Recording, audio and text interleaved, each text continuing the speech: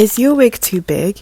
Let me show you how I shrink my wig cap. You will need scissors, some thread and a curved needle, and some T-pins. Turn your wig inside out and place it on a mannequin if you have one. You see these gaps in between the stitches? We're going to sew them together. I stitched 3 rows of the mesh cap together and I used the T-pins to secure the rows on both ends. Carefully put your needle through the mesh cap early. Do not put it through the tracks. You don't want to sew the tracks together. Then you can start stitching across the wig. I only stitched the middle part of the wig, but you can stitch from ear to ear. You can repeat this method in different parts of the wig, so like in the middle of the wig. Stitching horizontally is very helpful if your wig is quite long, but I also reduced the circumference of the wig cap by stitching vertically as well, because the wig was still not fitting on my head. So I had to do more modifications. First, I made 2 stitchings of each side of the lace to make the lace a bit more snug. I also stitched the mesh cap vertically a few times, and I did the same at the base of the wig. This was definitely a trial and error moment, but you just have to try it and see if it works for you. Finally, I'm going to add a drawstring. You will need a drawstring from Amazon,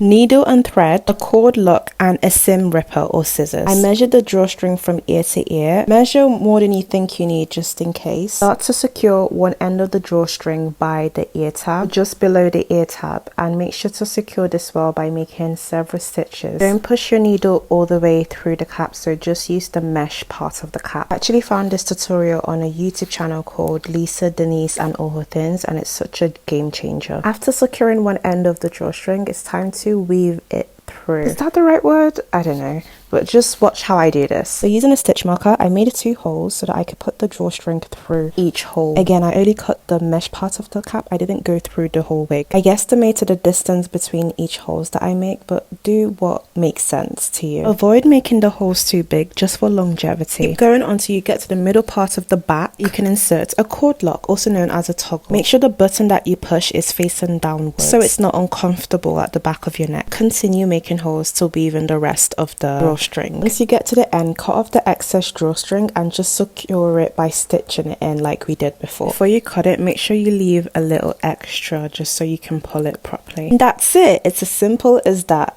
I hope you enjoyed this tutorial. Now you can add a drawstring to any wig you have to make it more secure. There were no gaps and it felt very snug on my head. Let me know if you find this helpful. Thank you for watching and stay tuned for more videos. Bye!